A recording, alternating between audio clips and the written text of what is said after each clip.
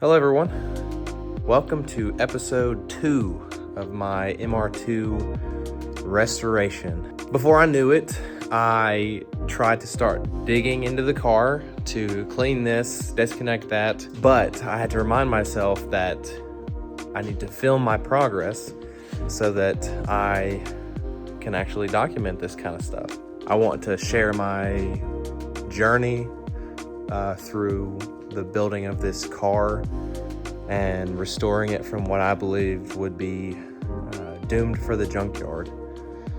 So last Friday, I went to a gentleman's house in South Carolina who sold me some parts at a pretty good deal. So I got a glove box and some very good condition A-pillar trims. They were a little scratched, so I painted them with some bumper end trim paint, black. I thought it turned out very, very well. I also picked up a dash that was in pretty good condition. Please excuse the terrible lighting in here. This dash was in really good shape. The only real issue was this piece right here. You can see where it had broken right here and right here and right there. So this whole section right here had been broken off because I'm an idiot and tried to load it in my car too quickly. So all I had to do was put some epoxy here and zip tie these two holes together to hold it very tight. Zip tied this to that and that to that to hold it really well along the whole seam. And after these two things were solid, I was able to epoxy this hard as a rock. The car's pretty dirty right now. It's in pretty good shape. It just needs some help, a lot of love. It's missing a lot of panels on the inside that I've begun sourcing, but they're getting harder to find every day. Just some mess back here that I'm gonna clean up. I've seen worse. So I need the carpet back here. Got that piece and the cubby on the other side. I guess I'll need these pieces. Looks like I have one back there now, but I'm missing the upper trim. Move this foam out of the way. That is not the original spare tire. That's an old S2000 spare tire I had. I just put it in there to have a space for it. Missing this front panel here. Headlights work, but I'm missing the shroud that goes around them. The bumper actually is in good enough shape that I'm gonna keep it. I've already fixed this part. Was very broken up to about here. I feel like I did a pretty solid job with epoxy, just taking my time, making sure that there's a good bit of contact there. A little bit of sanding and it'll be good as new. I see several zip ties going up this side here. Won't be too bad of a repair, and it'll definitely be worth it considering. Ooh, I just noticed that. Anyway, it'll be worth it considering the price of these bumpers. Other than that, I don't see any more broken areas. Here's a better look at the 1MZ. I've already started taking the wiring harness off of it. I gotta say, wiring is not my strong suit, so I have a lot of learning to do. I'll be able to get the engine out and also the wiring harness off. That'll be one of the last things I do on this car. I still want to learn wiring because it'll save me a ton of money in the end. I've got this trim and this door trim for both sides coming in the mail, so that's good. I can replace all this Bondo after I get it all knocked off. This bumper is trash. There's just too thick a Bondo on it. Once I get it off the car, I might be able to scrape it off, but I think I'll end up damaging the bumper in the process. Where I'm gonna start, I feel, is just clean the thing up, strip it all the way down, and begin sanding and painting the interior. Once that's done, I can focus on the body. I think I'll strip the body of all the paint, get it all the way down to bare metal so that there are no surprises later on. Pulled this off the driver's side just a few minutes ago. You can see where it's been covered with Bondo up and down the whole piece. I'm not sure I can salvage this. It would take forever to get all this Bondo off. And by the time it's all off, I think the piece would be pretty much scrap. So I'll most likely end up getting some replacement pieces.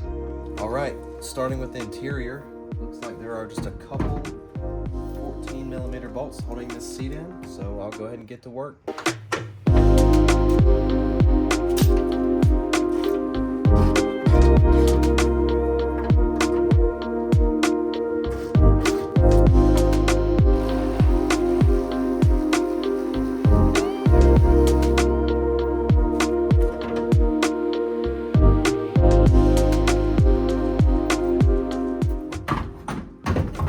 She's loose.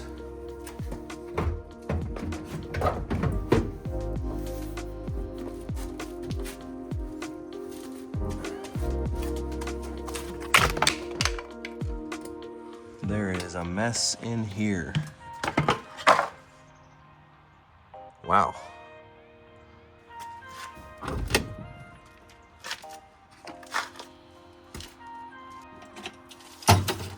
Some of the bigger pieces I'll just work on throwing in the trash, picking them up, getting them out of here, and then I'll vacuum the rest.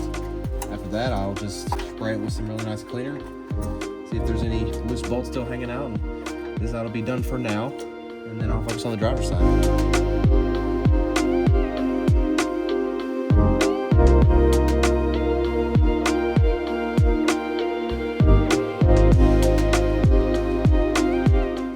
Seem to be in too bad a shape though. Get all this out of here. Another zip tie. And I have no clue what this gunk is. No idea. So I'm going to try to scrape it off and get it out of here. Wowie, wow. Okay. Probably shouldn't be touching it with my hands.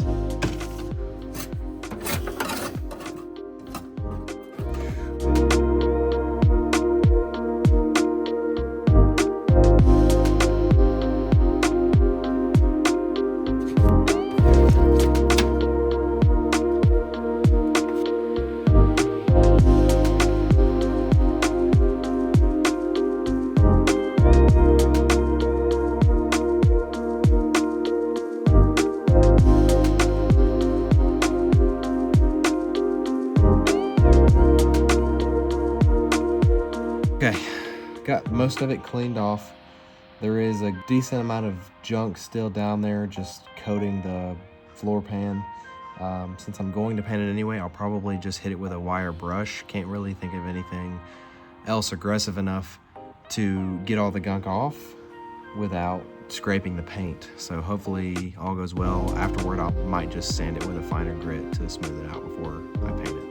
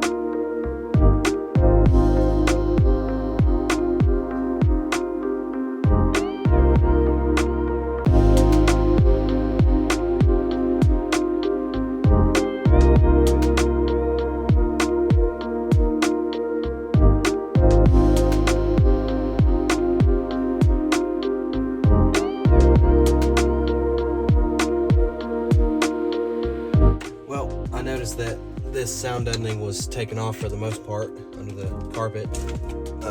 Seems like that's where the adhesive came from. Might as well just take off the rest of it. There's not a whole lot here left. I don't have the right tool for this job, but hopefully this dead blow and screwdriver do better.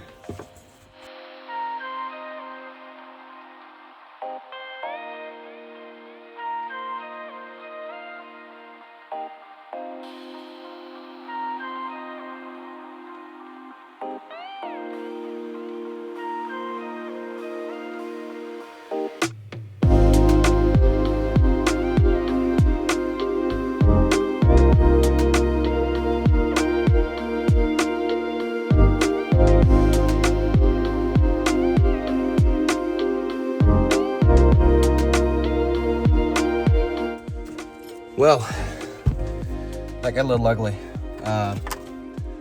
It looks like it's mostly off there. Gonna do a little more cleanup.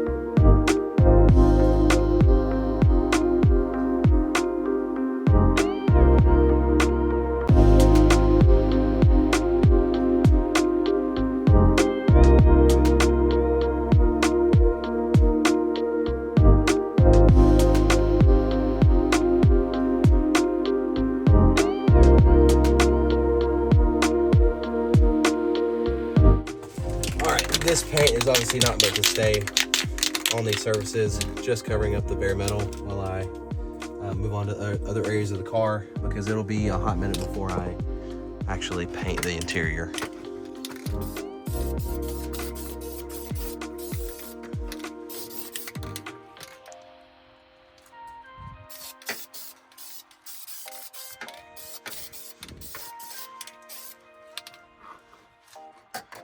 That is not sticking well, but that's okay. Yes, I realized I got my rubber boot thingy for the emergency brake painted.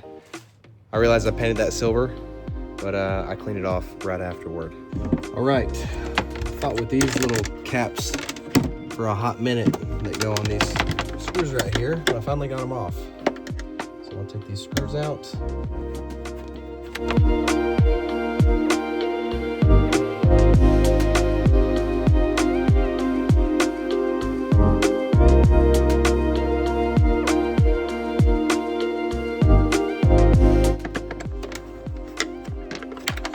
Okay, should lift up out of there.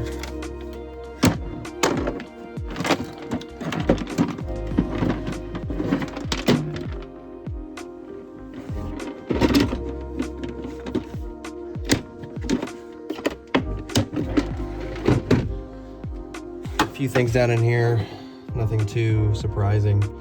Shrink wrap, some bolts, screws. I guess I'll keep them all just in case I need them later on.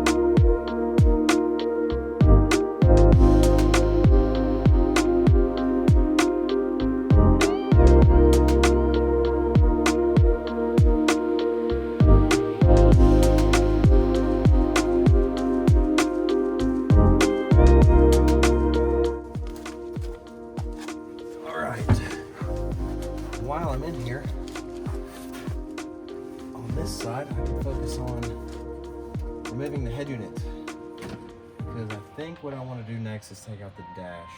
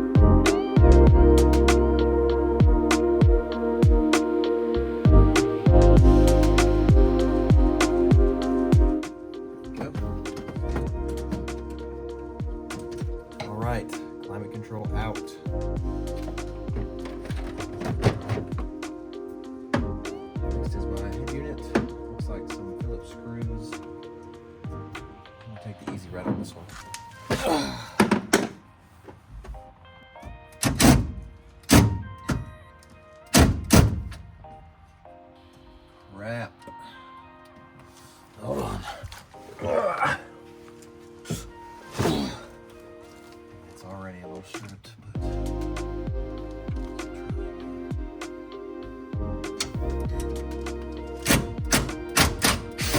right. There's one.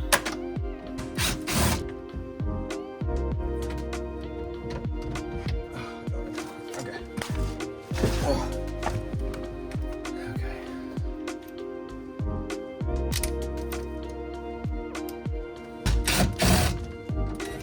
Okay. There was not a fourth screw in here. So get this bad boy out. Radio out.